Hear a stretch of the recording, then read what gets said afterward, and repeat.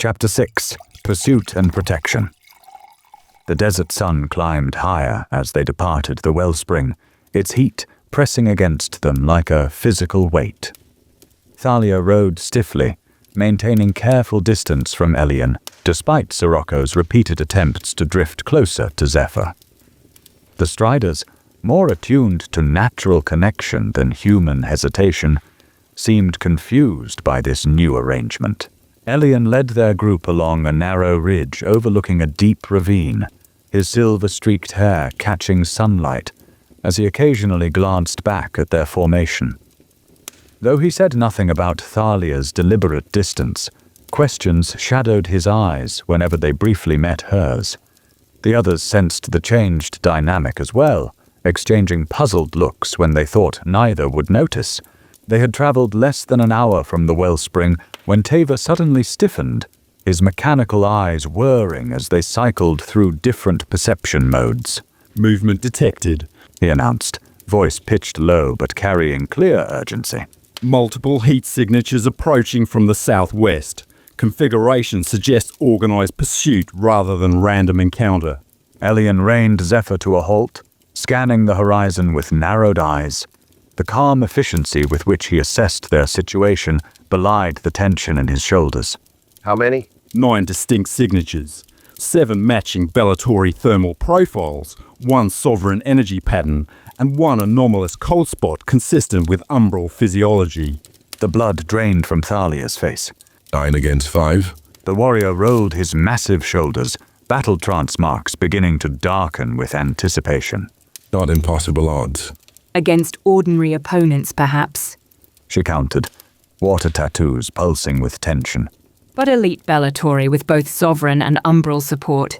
We'd be overwhelmed within minutes. Elian's gaze swept the surrounding terrain, assessing options with the experienced eye of someone who had survived countless desert crises. His expression revealed nothing, but Thalia recognized the rapid calculations happening behind his carefully composed features. "We can't outrun them on open terrain," he decided, voice dropping into the rough-edged tone that emerged when danger threatened. "but we might outsmart them. There's a Deadlands region 2 miles east. The Glass Spine." He pointed toward a distant shimmer on the horizon, where jagged formations rose like broken teeth against the sky. "It's treacherous ground, but I know safe passages through it. They'll either have to slow their pursuit or risk catastrophic missteps." "What makes this glass spine so dangerous?" Thalia asked, forcing her voice to remain steady despite the fear clutching at her throat. Something flashed across Elian's face, an emotion too complex to name, before his expression settled into grim resolution. "It's what remains of an ancient battlefield," he explained. "When the sorceress armies clashed with rebel forces, their magic transformed the land itself. The sand fused into glass, but not uniformly. Some patches can support a strider's weight, others shatter at the slightest pressure, concealing drop shafts hundreds of feet deep." A gamble with exceptionally poor odds, she observed, though her tone carried no criticism, merely acknowledgement of their desperate situation. "Better odds than facing them directly," he replied, already turning Zephyr towards the distant formations. "Stay in single file, follow my path exactly, and for all that's sacred, don't hesitate when I give a command." They set off at the fastest pace the terrain allowed, striders stretching their long limbs in ground-eating strides. Thalia clung to Sirocco's harness, her thoughts chaotic with fresh fear layered atop the wellspring revelations. The visions had shown her fate intertwined with ancient powers, but she had expected more time. Time to prepare, time to understand, time to reconcile herself to whatever sacrifice awaited. Now survival consumed all other concerns. She glanced back over her shoulder, spotting the dust cloud of pursuit, closer than seemed possible. Among the rising plume, she caught flashes of movement, the distinctive silhouettes of Bellatory riders pushing their mounts to maximum speed. Within 20 minutes, they reached the edge of the glass spine. Up close, the formation proved even more ominous than it had appeared from a distance. What had seemed like ordinary rock formations revealed themselves as enormous shards of glass, some clear as crystal, others darkened to obsidian, many bearing the iridescent quality of trapped magic. The ground between these monoliths appeared deceptively flat, but light refracted strangely across its surface, revealing the fractured, unstable nature of what lay underfoot. This is where we make our stand. He stated, dismounting from Zephyr with fluid grace. From here forward, we proceed on foot. The striders can't navigate the inner passages safely. And our pursuers? He asked, hand already on his weapon. If they're wise, they'll dismount as well. Elian replied, reaching for a small pouch at his belt. But Bellatori aren't known for caution when blood hunger takes them. From the pouch, he produced a handful of small, crystalline spheres, each containing swirling liquid in different colors. He distributed these among the group, keeping several for himself. Glass grenades? He explained when Thalia examined hers with puzzled concern. Desert nomad technology. The mixture reacts with specific types of terrain. Blue for quicksand creation, red for controlled combustion, green for toxic mist. And the purple? She asked, holding up a sphere filled with violet liquid that seemed to move with unnatural purpose. Last resort? He answered, expression grim. That one summons something better, left undisturbed unless absolutely necessary. He turned to Tava, who had been scanning the glass spine with his specialized vision. Can you identify stable paths through this section? Affirmative. The glasswright confirmed, mechanical eyes clicking as they shifted through perception modes. Crystalline structural analysis indicates 3 potential routes with 78% stability probability. Good. Map the most complex one for us to follow. He glanced back toward their approaching pursuers, now close enough that individual figures could be distinguished. In the least stable areas? Tava's artificial eyes gleamed with understanding. Eastern Quadrant contains multiple precariously balanced formations. Minimal disturbance would trigger cascading structural failure. Perfect. He turned to Thalia, his expression softening briefly, despite the urgency of their situation. Stay close to Lyrian. Whatever happens, keep moving forward. Something unspoken passed between them, a current of concern that transcended her earlier attempts at distance. I'll find you on the other side. Before she could respond, he turned away, already issuing rapid instructions to Kirshen and Tava about their defensive strategy. Thalia felt the words she hadn't spoken burning in her throat. Warnings about what the wellspring had revealed. Gratitude for his continued protection despite her withdrawal. Fear not for herself, but for him. A flash of movement at the ridgeline cut through her thoughts. Their pursuers had arrived.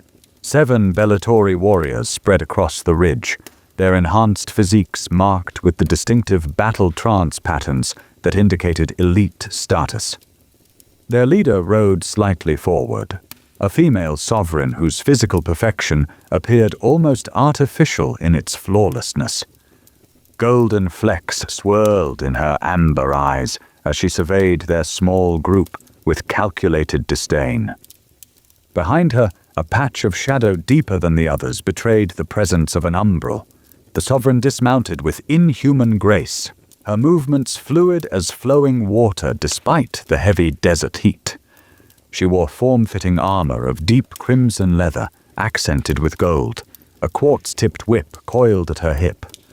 Her perfect features arranged themselves into an expression of bemused superiority as she approached the edge of the glass spine. How quaint, She called, her voice carrying that distinctive resonant undertone unique to her kind. the little diplomatic mouse and her desert rats scurrying for questionable shelter. She gestured casually, and her Bellatori warriors fanned out in practiced formation, blocking potential escape routes with military precision. I am Lerine, hand of Lord Aurelius. She announced. No trace of concern in her perfect posture, despite being significantly outnumbered. And now that your little pilgrimage is complete, Lady Thalia is expected in Pirotus. Her amber eyes fixed on Thalia with predatory intensity. Your betrothed grows impatient for your arrival. Thalia straightened, years of diplomatic training enabling her to project calm authority despite the fear churning within her. I'm completing sacred rites as agreed with the Fathomark. She replied, voice steady. Lord Aurelius was informed of this delay and accepted its necessity. Lorene's perfect lips curved into a smile that held no warmth. Plans change, little mouse. She purred, the harmonic undertones in her voice attempting to weave compulsion. Lord Aurelius has reconsidered the timeline of your arrangement. He requires your presence immediately. Thalia felt the subtle pressure of the sovereign's compulsion, a magical urge to comply that pressed against her consciousness like unseen hands. But something had changed since the wellspring ritual. The pressure found no purchase, sliding away from her mind like water off glass. Elian stepped forward, positioning himself slightly ahead of Thalia in a protective stance that appeared casual, but was clearly deliberate. The Lady of Aquilon travels under the Fathomark's authority, He stated, his rough-edged voice carrying unexpected authority. Your presence here violates diplomatic protocol and desert law. Desert law? Lorene laughed, the sound musical yet somehow wrong, like beauty corrupted at its source. How precious. A courier invoking ancient customs as though they apply to beings such as myself. She uncoiled her whip with a practiced flick of her wrist, the crystalline tip catching sunlight in rainbow fragments. Here's my diplomatic response, Desert Rat. She gestured to her warriors. Bring me the woman. Dispose of the rest. Everything happened at once. The Bellatori charged forward with enhanced speed, weapons gleaming in the harsh sunlight. The shadow behind Lorene detached itself, flowing across the ground like liquid darkness, the umbral moving to flank them. Now, Elian shouted, hurling one of the blue spheres toward the approaching Bellatori. The glass shattered on impact, blue liquid spreading impossibly fast across the seemingly solid ground. Where it touched, the glassy surface transformed into something with the appearance of solid terrain, but the properties of quicksand. 3 Bellatori warriors charged directly into the affected area, momentum carrying them forward before they could react to the changed surface. They sank rapidly, enhanced strength working against them as their struggles only accelerated their descent into the suddenly liquefied glass. Kirshen had already engaged one of the remaining warriors, their weapons meeting with the distinctive ring of enhanced metal, striking enhanced metal. Tavor stood perfectly still, his artificial eyes projecting targeting beams that identified weak points in the glass spine structure. At his command, Lyrian directed pressurized water jets that struck those points with surgical precision, triggering localized collapses that separated their group from 2 more approaching Bellatori. This way, Elian shouted to Thalia, grasping her hand and pulling her deeper into the glass spine as chaos erupted behind them. They ran along a narrow path that looked identical to the unstable terrain surrounding it, navigation possible only through Elian's desert-honed instincts and Tavor's mechanical sight. A furious scream cut through the cacophony of battle. Lorene's voice stripped of its seductive quality, raw with rage, as she witnessed her forces being systematically separated and neutralized through environmental manipulation rather than direct confrontation. Jaith, She commanded, her perfect features contorted with fury. bring me the woman. The shadow that had been circling the perimeter suddenly surged forward, flowing across the glass with unnatural speed. Unlike the Bellatori warriors, it traveled over the unstable surface without triggering collapses, its partially substantial form immune to such physical constraints. Elian spotted the approaching darkness and pushed Thalia behind a massive glass shard, continuing to guide her along the hidden safe path while reaching for another sphere at his belt, this one containing swirling red liquid. keep moving toward Tavor. He instructed, voice tight with urgency. Don't stop for anything. What about you? She demanded, suddenly unwilling to separate despite her earlier resolution to maintain distance. He didn't answer, instead turning to face the approaching umbral with the red sphere raised. The look he gave her contained everything they hadn't said, everything she had denied them both with her withdrawal after the wellspring visions. Go, he said simply, then hurled the sphere at a specific point on the glass surface ahead of the shadow's approach. The impact triggered an explosion of crimson energy that shattered the glass in a perfect circle. Flames erupted from the broken shards, creating a barrier of fire that momentarily halted the umbral's advance. Shadows naturally retreating from intense light. Thalia ran as instructed, heart pounding against her ribs as she navigated the treacherous path toward where Teva continued to direct Lyrian's hydromantic attacks. Kashin had engaged a second Bellatori warrior, his battle trance marks now fully activated, granting him temporary power that matched his enhanced opponent. She had almost reached them when a scream of pain cut through the chaos, Elian's voice tight with agony. Thalia whirled to see the umbral materializing partially from shadow, one arm solidified into a blade-like appendage that had caught Elian across his side. Blood bloomed against his desert garb, darkening the fabric in an expanding stain. Despite the wound, he fought with desperate intensity, using a curved knife of strange silvery metal that seemed to cause the umbral particular distress when it connected. The shadow being flickered between substantiality and mist, trying to solidify enough to capture Elian without remaining solid enough for his blade to inflict serious damage. Time slowed for Thalia as she watched them struggle at the edge of a particularly unstable section of the glass spine. The umbral's strategy became clear. It was maneuvering Elian toward the weakest point, where a collapse would send him plummeting into the depths below, while the shadow being could simply float to safety.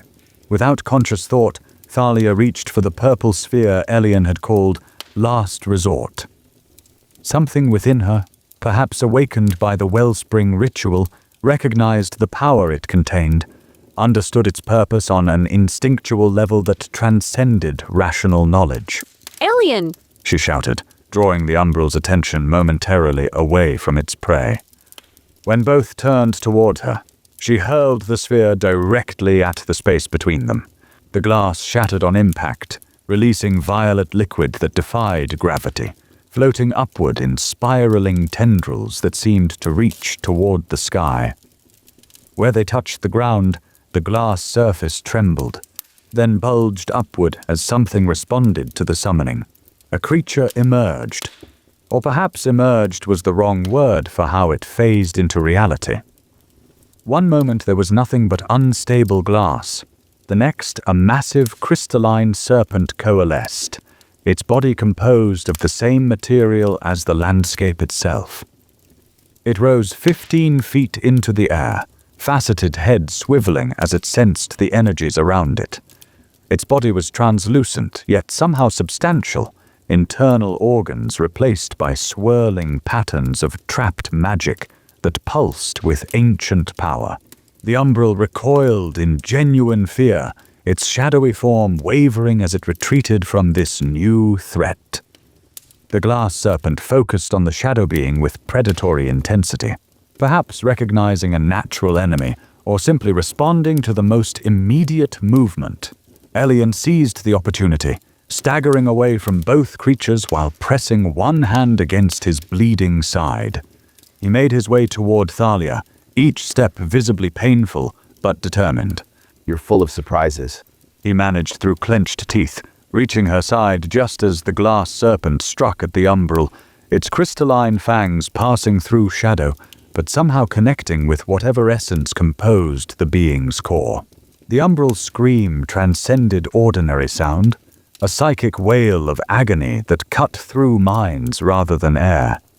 It dissolved completely into mist, fleeing beneath the glass surface and away from the predator Thalia had unwittingly summoned. Retreat, The Sovereign commanded, her perfect features contorted with rage and something close to fear, as she observed the glass serpent turning its attention toward her remaining forces. this isn't finished, little mouse. She called to Thalia, gold flecks swirling violently in her amber eyes. Lord Aurelius will have what belongs to him, one way or another.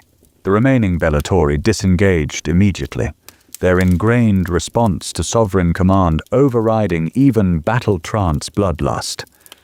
They retreated in practiced formation, maintaining defensive positions as they withdrew beyond the glass spine's edge. The immediate danger past, Thalia turned her attention to Elian, who had slumped against a glass formation, his face alarmingly pale beneath its desert tan. The wound at his side continued to seep blood despite his pressure against it. Lyrian! She called, dropping to her knees beside him. He's injured. The hydromancer rushed to their side, water tattoos already glowing with healing energy as she assessed the damage. Her expression grew serious as she examined the wound. Umbral inflicted. She murmured, hands hovering over the injury. The wound exists partially in Shadow Realm.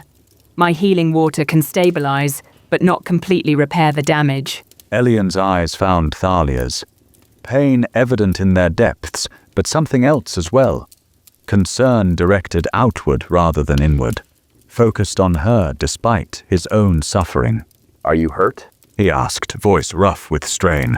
The question undid something in Thalia's chest, a knot of resolution she had formed after the wellspring visions, a determination to keep emotional distance that now seemed trivial in the face of his selfless concern.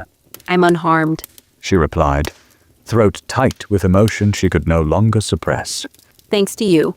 Kashin joined them, battle marks still glowing, though beginning to fade as he emerged from full trance. We should move deeper into the formation, he advised, glancing back toward where Lorene and her surviving forces had retreated. They'll regroup and possibly return, especially with that shadow thing to guide them. Logistical analysis concurs, he added, mechanical eyes still scanning their surroundings.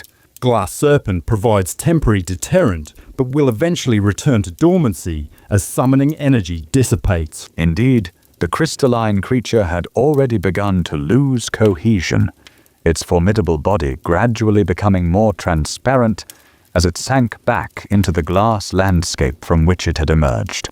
Elian needs shelter and rest, she stated firmly, completing her initial treatment of his wound. A thin layer of glowing water now covered the injury, containing the bleeding but unable to fully close the shadow-tainted gash. The glass spine contains chambers beneath the surface.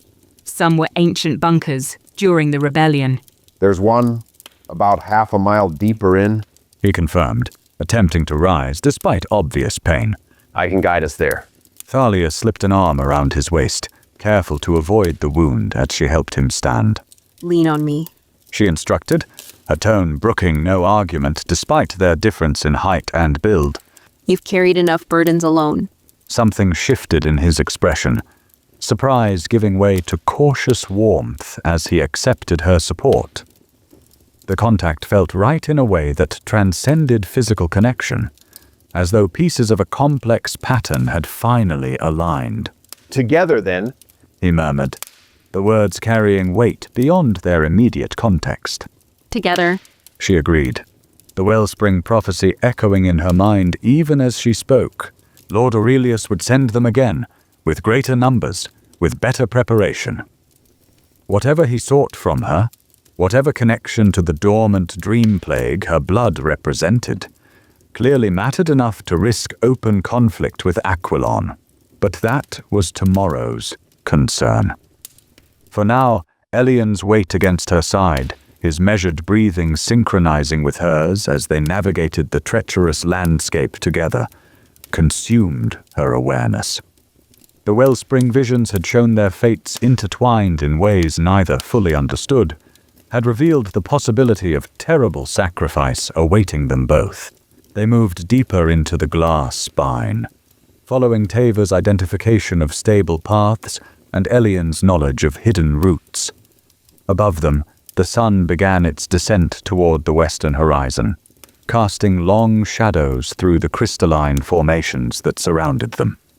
Behind them, Lorene and her forces had disappeared from view, though Thalia harbored no illusions about their permanent retreat. Elian's weight against her side felt both right and terrifying, a connection that resonated through her being while simultaneously filling her with dread. Each synchronized step brought a contradictory wave of emotion, comfort in his presence, alongside sharp fear of the pain she would inevitably cause him. The wellspring's terrible clarity haunted her, the knowledge that their path ended in sacrifice, that the prison's renewal would demand a price one of them must pay. She tightened her grip around his waist, supporting him while her mind screamed warnings. How cruel to allow this closeness when she already knew its end. How selfish to accept the warmth of his breath against her hair, the trust in his half-lidded eyes, when she had glimpsed the future that awaited them. Yet she couldn't bring herself to pull away. Not now, with his blood still seeping through Lyrien's water bandage, with the memory of him facing the umbral to protect her still fresh in her mind. I should tell him everything, she thought, watching his profile as they navigated a particularly narrow path. Or I should pull away completely. Instead, she did neither, caught in the impossible space between desire and duty, between the heart that reached toward him and the mind that foresaw only pain ahead. For now, she would allow herself this temporary comfort, this brief connection, even as she silently prepared for the moment when she would have to let him go forever. Chapter 7, Part 1, Beneath Glass and Shadow. Twilight descended over the glass spine, transforming the jagged crystalline formations into silhouettes against the darkening sky. Deep within the maze of ancient battlefield glass, Elian led them to a hidden crevice, barely visible until he pressed his palm against a specific point on what appeared to be solid wall. The glass shimmered, then parted like water, revealing a narrow passage sloping downward into darkness. Watch your step. He cautioned, voice tight with the effort of controlling his pain. The entrance reconfigures itself to discourage unwelcome visitors. The passage descended at a steep angle, requiring careful navigation despite Tava's enhanced vision illuminating the way. After nearly 30 feet, the tunnel opened into a chamber that drew gasps of surprise from everyone except Elian, who managed a small, satisfied smile despite his injury. The underground sanctuary stretched perhaps 40 feet in diameter, its domed ceiling composed of glass plates arranged in overlapping patterns that captured and amplified what little light entered. The floor, unlike the sharp-edged terrain above, had been polished to smooth perfection, inlaid with spiraling patterns of different-colored glass that seemed to pulse with faint luminescence. Along the walls, alcoves had been carved into the glass, creating spaces suitable for sleeping or storage. Remarkable acoustical properties, The glasswright observed, his artificial eyes cycling through various perception modes. Harmonic resonance suggests deliberate calibration for either defensive monitoring or communications functionality. Definitely pre-cataclysmic design principles. Pretty glass cave. He summarized with characteristic bluntness, though appreciation gleamed in his eyes. He lowered his massive frame to examine one of the floor patterns more closely. Strong enough to keep that sovereign witch out? For now, Elian replied, as Thalia helped lower him onto a raised platform covered with what appeared to be woven glass fibers formed into a surprisingly soft mat. the entrance will reseal and recamouflage itself. Anyone searching would need specific knowledge to locate it. His breathing had become increasingly labored during their journey, the shadow-tainted wound at his side refusing to close despite Lyrien's continued hydromantic treatment. Thalia knelt beside him, concern overriding her earlier determination to maintain emotional distance. His condition is worsening. She observed, the diplomatic masks she typically wore completely absent as she addressed Lyrien. Why isn't your treatment working? The hydromancer's water tattoos pulsed with visible frustration as she examined the wound again. Umbral blade wounds exist partially in Shadow Realm, She explained, her melodic voice carrying subtle currents of concern beneath professional calm. The damage extends beyond physical flesh into elsewhere. My waters can contain the bleeding, but healing requires pulling the shadow essence back into material reality. What about the Striders? He interjected, already moving toward the passage they'd descended. Sir Rocco and Tava's mount made it with us, but Zephyr bolted during the attack. If those Perotus dogs capture him... Elian attempted to rise at the mention of his long-time companion, only to be firmly pressed back down by Thalia's hand on his uninjured shoulder. Zephyr wouldn't let himself be captured, He managed, though pain etched new lines around his eyes. but he might be lost in the glass spine. The formations confuse even experienced mounts. I'll find him. The warrior declared, with absolute confidence. Trail's still fresh, and I can enter battle trance for tracking if needed. He tapped the darkened markings on his skin, which had faded to their normal state after the earlier combat. Used to hunt desert wraiths before joining Aquilon's forces. One Sandstrider should be easy enough. Objectively unwise. He stated, his precise tone neither approving nor disapproving, merely analytical. Probability of encountering hostile forces, approximately 67%. Darkness further decreases survival metrics. Kirshen laughed, the sound echoing strangely in the glass chamber. That's why I'm going now, Clockwork Eyes. He replied, already checking his weapons with practiced efficiency.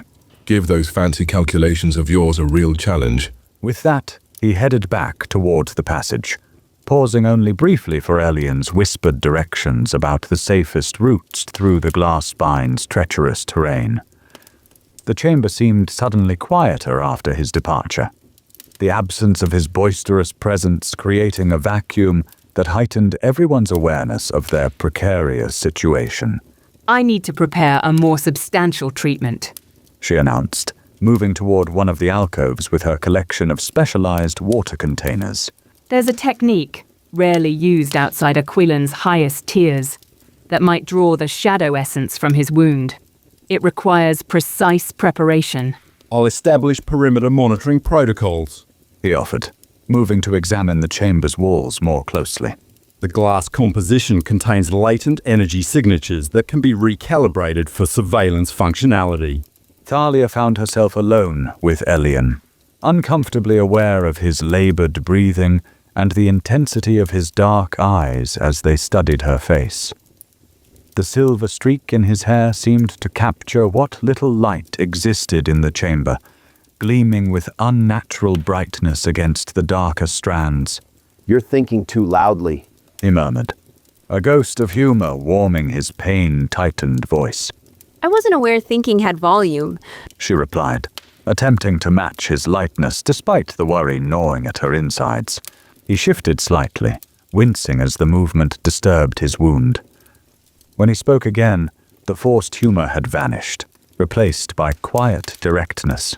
Something changed after the wellspring. It wasn't a question. You've been trying to maintain distance since we left. Thalia looked away, unable to meet the perceptiveness in his gaze. How could she explain what the wellspring had revealed?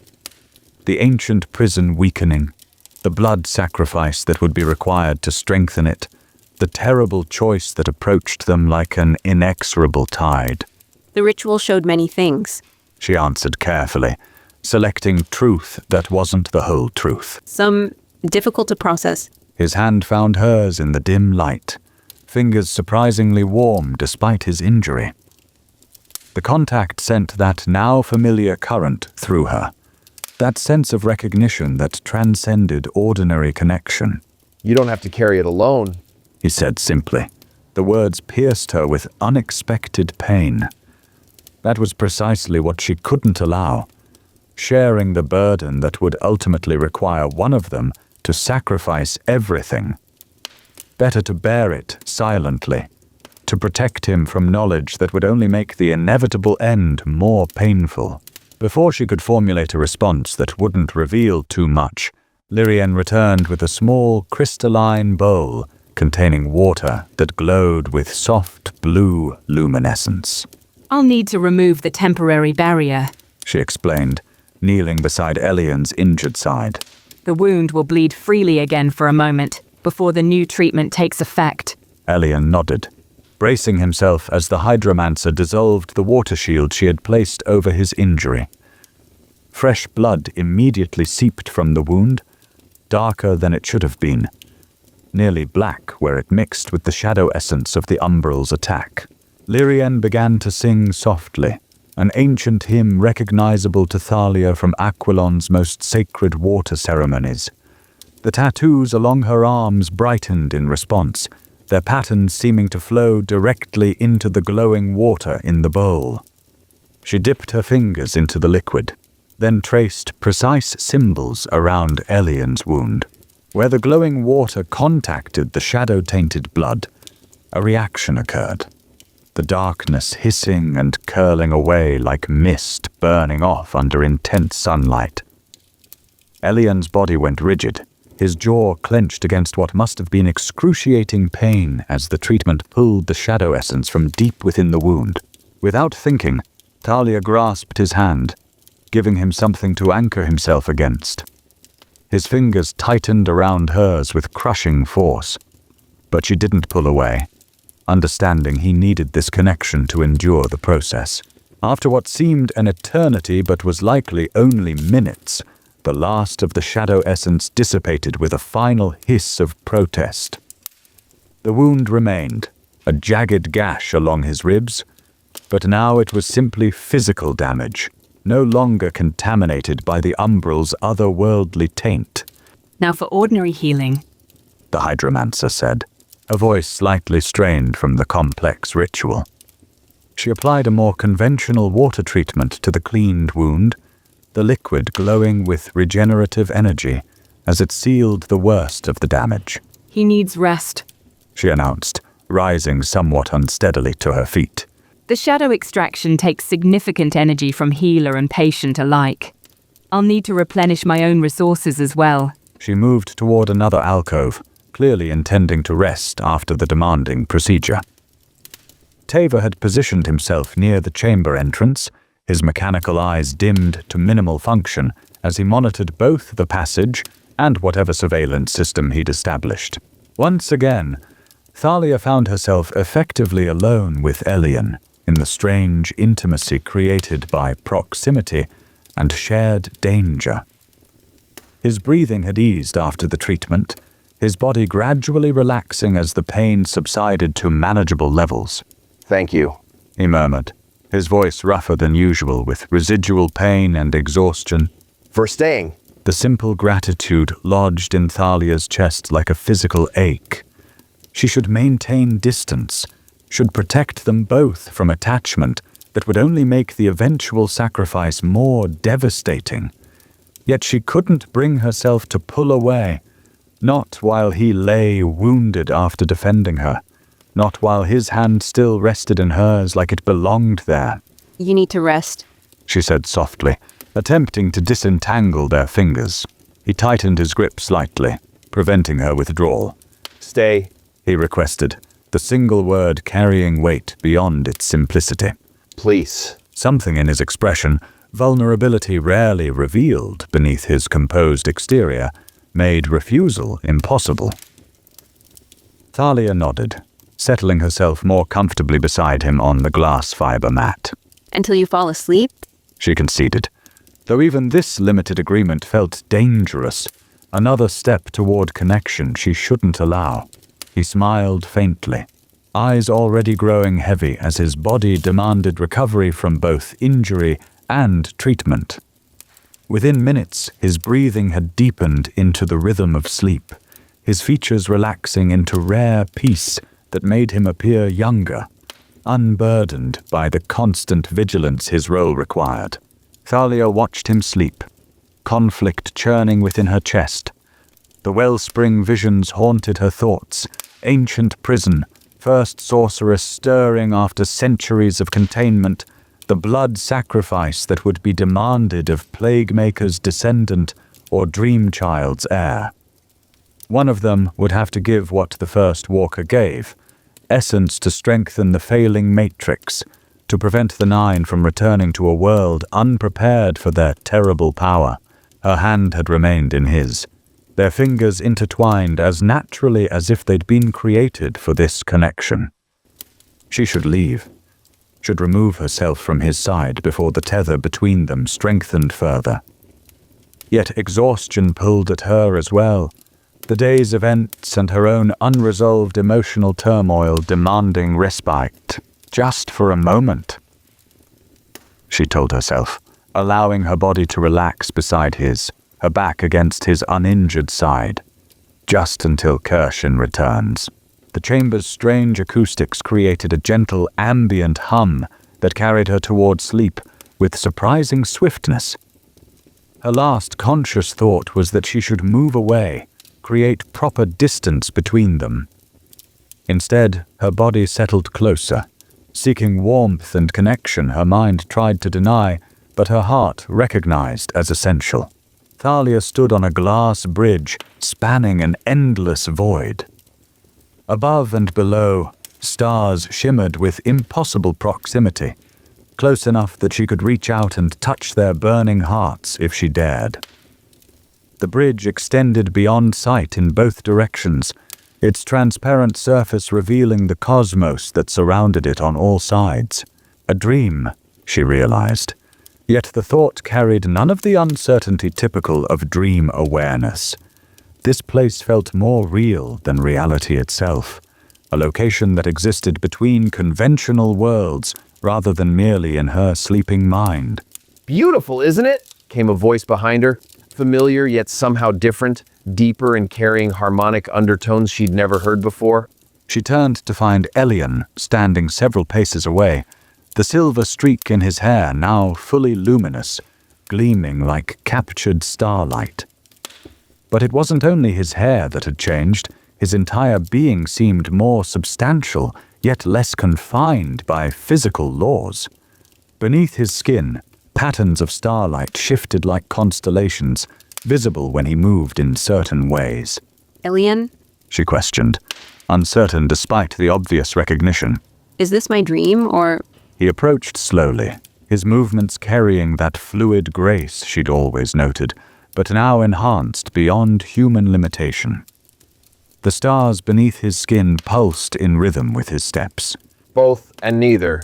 He answered, his voice resonating with those strange harmonic undertones that reminded her of the Dreamwalkers from her wellspring vision. We're in the dreamscape, the realm between sleeping and waking, between thought and reality. Understanding bloomed within her.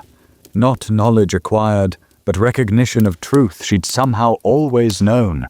You're like them, She whispered. the Dreamwalkers. His expression shifted to one of surprise, then cautious acknowledgement. Half? He corrected gently. My father was Dreamwalker, my mother human. He glanced around at the starlit void surrounding them, something like wonder in his expression, despite what must be familiar territory to him. I don't usually manifest like this. I've spent most of my life suppressing this part of myself. It takes significant effort to navigate the dreamscape consciously. Yet here we are. She observed, gesturing to the glass bridge beneath their feet. Here we are. He agreed, moving closer until only inches separated them. In this realm, his presence carried a gravity beyond physical attraction, a pull that felt elemental, cosmic. I didn't intend this, Thalia. Didn't plan to bridge our dreams. But when we fell asleep, touching... He trailed off, clearly uncomfortable with the intimacy of the admission. Thalia found herself equally disconcerted, yet fascinated by this new dimension to the man she'd been trying to keep at emotional distance. The wellspring showed me. She admitted, the confession easier in this space between worlds. Your father, a dreamwalker who fell in love with a human woman. You, the child who shouldn't have been possible. Surprise flashed across his face, followed by a vulnerability that pulled at something deep within her chest. I never knew, He said quietly. My mother told me stories about him. A wanderer who could only visit between dreams. But I never knew what he truly was. until my first blackout at the wellspring. Even then, I understood only fragments. He extended his hand, palm up in silent invitation. After a moment's hesitation, Thalia placed her hand in his.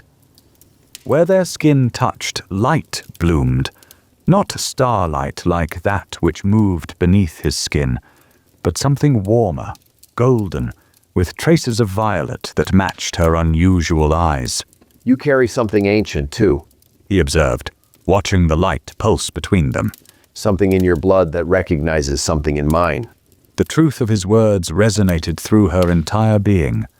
The wellspring had shown her this connection, Plaguemaker's blood and Dreamchild's heart, destined to either strengthen the ancient prison or break it completely. The realization of their proximity, both in this dreamscape and in the waking world where their bodies lay touching, sent panic fluttering through her chest. This was precisely what she'd been trying to prevent. The deepening of a connection that could only end in heartbreak when the moment of sacrifice arrived.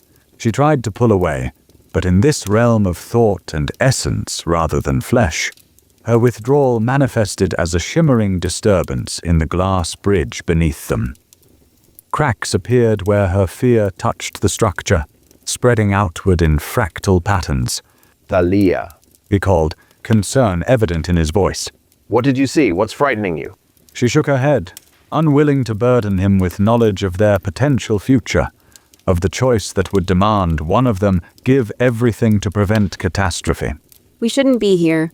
She insisted, taking another step back, despite the spreading fractures beneath her feet. This connection, it's dangerous. Why? He pressed, moving forward despite her retreat. What aren't you telling me? The glass bridge shuddered beneath them, the fractures deepening with her increasing distress. Around them, stars began to flicker and dim, the dreamscape responding to her emotional turmoil. A memory surfaced unexpectedly. Not from the Wellspring visions, but from their first meeting at the Convergence Masquerade. The feeling when they'd touched during their dance, that instant recognition that had transcended rational explanation. His words to her then, "We are all wearing masks of one kind or another, aren't we?" And her response, "Though some of us have worn them so long, we've forgotten what lies beneath." The memory steadied her momentarily, the fractures in the bridge slowing their advance as something shifted within her. Not resolution of her fear, but acknowledgement of deeper truth beneath it. I'm afraid, She admitted, the words emerging with surprising ease in this realm of essence rather than appearance. not of you, but of what might happen if I allowed myself to care for you. It was only partial truth. She couldn't bring herself to reveal their prophesied roles, but it was honest enough that the bridge stabilized beneath them, the cracks no longer spreading though they remained visible in the glass. I understand fear of connection. He said quietly, no longer advancing but holding his ground. I've spent a lifetime moving between places, never belonging completely to either world. Human but not entirely, Dreamwalker but not fully. The starlight beneath his skin pulsed with the admission, patterns shifting to reflect emotion words couldn't fully express. But Thalia, He continued, extending his hand once more. some connections exist whether we acknowledge them or not. Some recognitions transcend choice. Before she could respond, the dreamscape shuddered around them, not from her emotional disturbance this time, but from external interruption. The stars flickered more violently, the glass bridge vibrating beneath their feet. Someone's coming. He said urgently, his form already beginning to lose cohesion as the dreamscape destabilized. We're being pulled back to... Thalia jerked awake, heart pounding against her ribs. For a moment, disorientation clouded her mind as she tried to reconcile the starlit dreamscape with the underground glass chamber where she now found herself. She remained exactly as she had fallen asleep, her back pressed against Elian's side, their hands still intertwined. Kirshen's booming voice echoed through the chamber, explaining the abrupt awakening. Got the stubborn beast.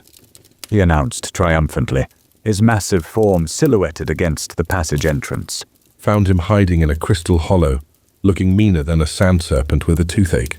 Behind him, Zephyr's distinctive silhouette appeared, the strider's long neck extending into the chamber as he sought his familiar rider. Upon spotting Elian, the creature emitted a trilling sound of obvious relief. Thalia quickly disentangled herself from Elian, rising to her feet with as much dignity as she could muster given the circumstances. Her mind still half occupied the dreamscape, the memory of stars beneath his skin and truths half-spoken lingering like after-images when she blinked. Elian woke more slowly, his eyes opening with the momentary confusion of someone pulled from deep sleep. When his gaze found hers, recognition flashed between them, confirmation that what they had shared had been more than ordinary dreaming. He moved to sit up, then stopped in evident surprise, his hand going to his injured side. Pulling aside the remnants of his torn shirt, he examined the wound, or rather, what remained of it. Where hours earlier a deep, jagged gash had seeped shadow-tainted blood, now only a thin pink line marked his skin, like a scar months rather than hours old. Impossible, The hydromancer breathed, having woken at Kirshen's noisy entrance. She crossed the chamber to examine Elian's accelerated healing with professional incredulity. The treatment should have stabilized the injury, but complete healing would require days, not hours. Thalia said nothing, but understanding settled deeper within her. Another piece of evidence confirming what the wellspring had shown. Elian's mixed heritage granted him abilities beyond ordinary human limitation, including, apparently, extraordinary healing capacity. Tough as sand spine bark, this one, He commented approvingly, apparently unsurprised by Elian's rapid recovery. Seen it before in deep desert tribes. Some folks just knit back together faster than normal. Useful trick for a courier who travels alone. Accelerated cellular regeneration exceeds known biological parameters for baseline humans. He observed, his mechanical eyes focusing on Elian with increased intensity. Fascinating evolutionary adaptation, or perhaps inherited genetic modification. Elian rose to his feet with careful neutrality, neither confirming nor denying their speculations. His eyes found Thalia's again, silently acknowledging the connection they'd shared in the dreamscape while respecting her apparent desire to keep it private. We should plan our next move. He said, changing the subject with deliberate casualness. Lorene and her forces won't abandon the pursuit. They'll regroup, possibly call for reinforcements.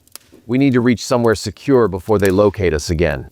Thalia nodded, grateful for his redirection despite the questions that lingered between them.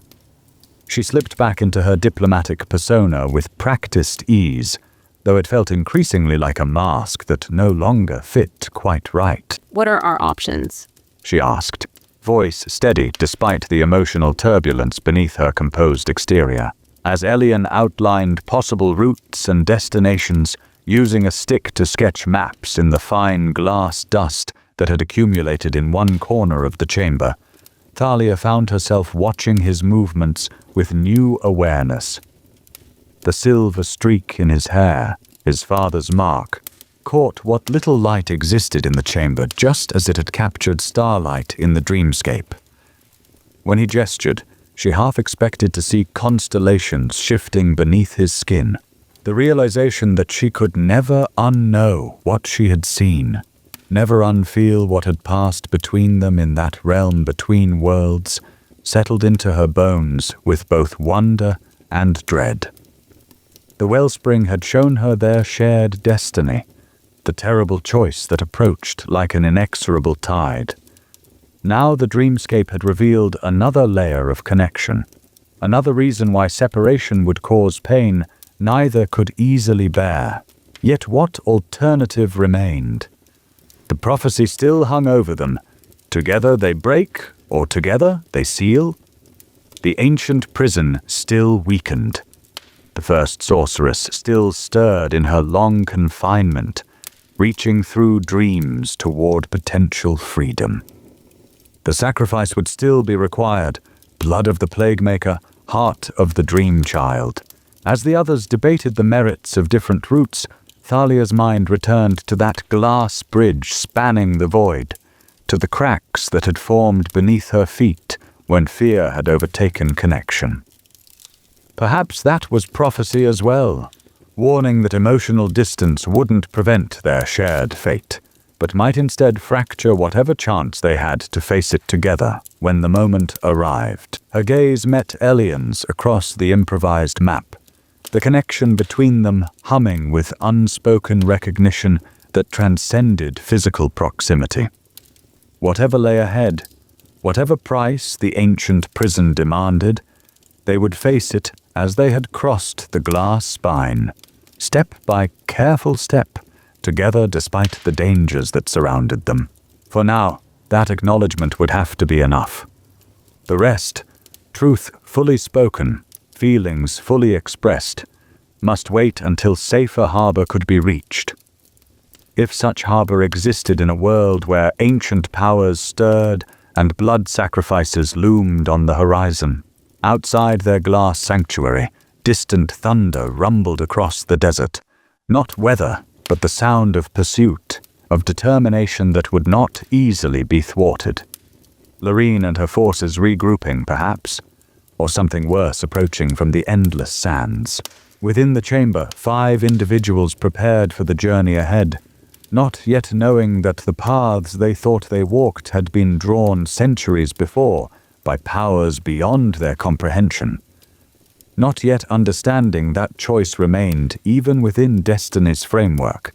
That prophecy opened doors, but did not force passage through specific thresholds. Only Thalia and Elian, connected now by more than coincidence or circumstance, carried fragments of this greater truth. In his case, the knowledge was incomplete, pieces of a puzzle without the finished image to guide assembly. In hers, the picture was clearer, but no less daunting.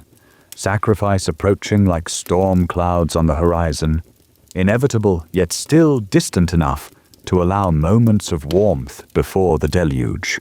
As dawn approached, painting the glass formations above with the first hints of rose-gold light, they prepared to leave their temporary sanctuary. What awaited beyond the glass spine remained uncertain, but one truth had crystallized for Thalia during their brief respite. Some connections, once formed, could not be severed by mere will or wisdom. Some recognitions, once experienced, altered perception permanently.